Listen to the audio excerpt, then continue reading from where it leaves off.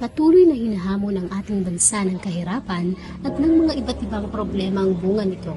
At lubos na kinikilala naman ang formal na edukasyon bilang solusyon sa pagpapaangat ng buhay ng mga Pilipino. Ngunit naging matagal na debate kung ito ba talaga ay isang karapatan o naging isang pribilehiyo na lamang dahil sa mga pangangailangang kinakaharap upang mairaos lamang ang formal na pag-aaral.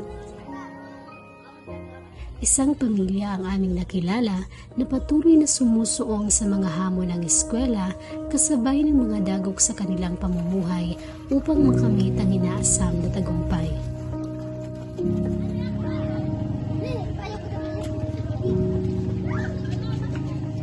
Sa munisipalidad ng Sulat Astro Samar sa barangay ng Del Remedio, nakilala namin si Yurik, 11 taong gulang.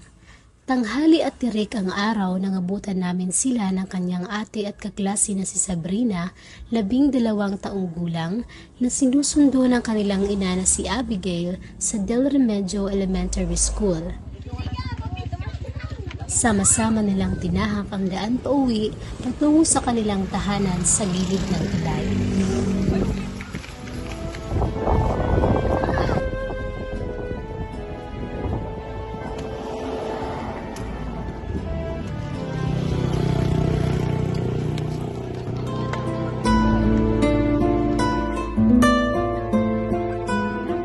Bakas sa kanilang munting bahay ang payak na pamumuhay ng pamilya Merlo.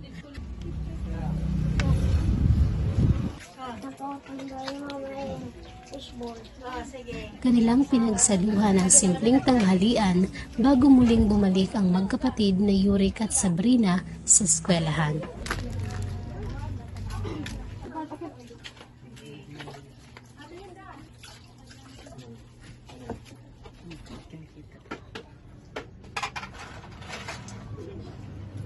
Ako ay Yurik Femerelio, 11 years old, mga grade 5. Tapos mga grade 6 na pinasunood. Maiiksing sagot ang sambit sa amin ni Yurik, ngunit bakas sa mukha ang enerhiya ng batang murang-mura pa ang kamuwangan. Walang bakas ng pagrereklamo sa simpleng buhay nila, subalit kita sa kanyang ngiti ang batang may pangarap. Sa kabilang banda, nanatili namang tahimik sa isang tabi ang kanyang ate at kaklase na si Sabrina, dahilan upang hindi namin siya makapanayam. Ayon kay Abigail, nagkaroon ng problema sa Sabrina sa kanyang mga marka nang siya ay kindergarten pa lamang na naging sanhi upang magpang-abot sa ika-5 baitang silang magkapatid. Mayroon pa silang isang kapatid, si Jewel, ang panganay na grade 12 at nasa paaralan noong mga panahon na iyon, habang namamasada naman ng tricycle si Ricky, ang padre de pamilya. Sinamahan namin muli ang magkapatid sa pagbalik sa Del Remedio Elementary School, kung saan nagsisilbing ina sa silid-aralan si Ginang Arlinda Hatulan, grade 5 advisor. Good afternoon everyone. I'm Arlinda Akain Hatulan of Del Remedio Elementary School. I am teaching Science 4, 5, and 6, Filipino 5, and ESP 5. I am teaching already for 30 years. Ang suliranin. Ang tao ba'y walang suliranin?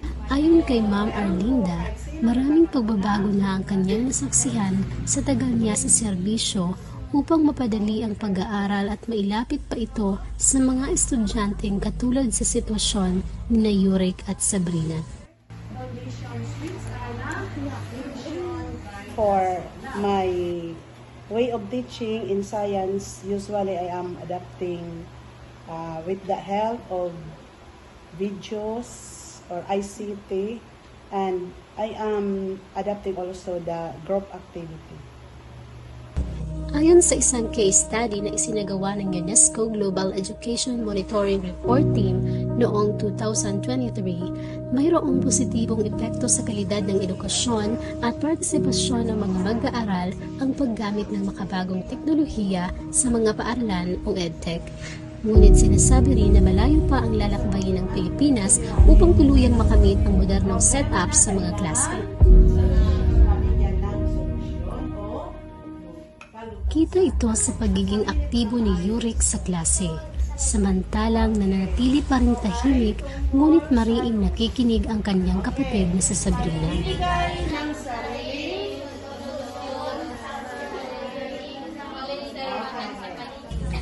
Nagkakaroon din ng programa upang matuto ang mga magkaklaseng magtulungang matutong magbasa. In school, we have different programs to help the students understand the lesson. One is kakusa, meaning kaklase ko, sagot ko. So this is also called peer teaching. So this is good for slow readers. We pair a good reader pupil with a poor reader pupil. So why is it that we are using this? Because there are other pupils that they feel ashamed when the teacher is the one teaching them to read. Like in grade 4, because they are grade 5, I'm sorry. They are product of pandemic. So many of them cannot read well, so we are using kakusa. Batid ng guro na sa kabila ng mga estratehiyang ito, hindi pa rin matatanggal kay Yurick ang pagiging bata dahilan upang minsan ay lumiban siya sa klase upang maglaro sa lansangan. Yurick is a pupil who can adapt to change. He can understand the lesson well, although being a child, he is playful. There are times that he is inattentive, but once he pay attention to our lesson, he can understand and he participate in our activities. Hindi naman nakakalimot ang inang si Abigail sa pangangaral sa kanyang mga anak sa kahalagahan ng edukasyon upang umangat ang buhay. Sa katunayan, pinili niyang ipagpatuloy ang pag-aaral ng kolehiyo at kasalukuyang kinukuha ang degree ng Bachelor of Arts in Communication sa Eastern Samar State University at nasa second year na. Kaya ano ka nag-stop pag-eskwela? Wala naman akong pag-eskwela. Kaya anak ka ganak, wala ko. Wala akong kapatapon pag-eskwela. Kaya ako para bugo ko eskwela, tara. Pero ko wala akong eskwela. Para kay Abigail, tunay ngang naging mas madali na ang pag-aaral ngayon. Kaya't kahit kailangang balansehin ang pag-aaral at pagiging ina, ay hindi na niya pinalampas ang oportunidad na makatapat muli sa silid-aralan. Ito elementary na mga kabataan nga duduha, diret ma-eskwela nga bahalon. Salit ako napabaya ako, makapasahila ako, wala ko natuloy na, diba nakita ka mo, di talaga nag-iisna. Hindi nag-iisa si Abigail sa kalbaryong ito dahil ayon sa resulta ng pag-aaral ng Isabela State University, Rojas Campus noong 2021, malaking dagok sa mga inang nasa kolehiyo mula sa mga probinsya ang pinansyal na pangangailangan at pambabalanse ng oras sa mga gawain pang-akademiko at bilang magulang. Sa kabila nito, hindi natitinag si Abigail na makuha ang tila mailap na diploma, lalo pat alam niyang tumitingala sa kanya ang kanyang mga anak. Yan nakit na luluhera ka, naghihila na ako na, takong anak na, ako na lang ko nakakapangaanin. Sabi ito kay eskwelahan nga, dapat kunta nanay ako, dapat kunta yung nakit balay. Katama niyo mga anak. Pero na, siring ako, Lord, pakilakin ko sa nga, makatagpos ako. Kay makatagpos nga anak, para na hira.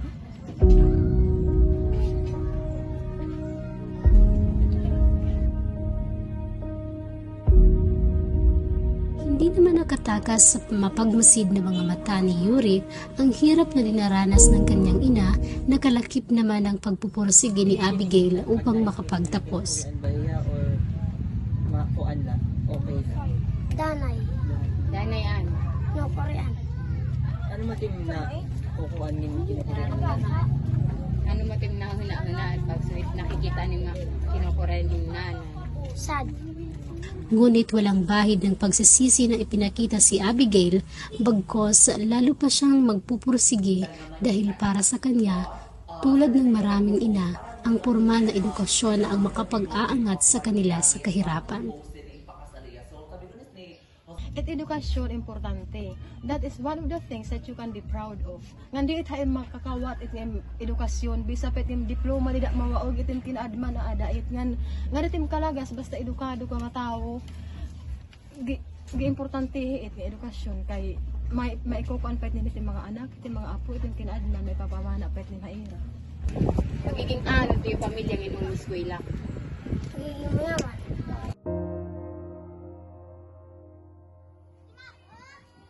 Sa modernong panahong ito, mas nailalapit ang karapatan sa kalidad na edukasyon sa mga Pilipino. Salamat sa mga programang inilulunsad ng gobyerno na nakatutulong na masiguro na walang maiiwan sa daan patungo sa pag-unlad. Ngunit sa kabila nito, ay marami pa ring mga kinakaharap ang mga mag-aaral at ng mga nagpapaaral sa kanila, at mas maraming aspeto pa ang maaaring mapabuti. Tulad ng maraming pamilyang Pilipino, patuloy na binubuo ng pamilya Merillo ang mga hamon ng buhay kasama ang pagtupad sa kanilang mga pangarap.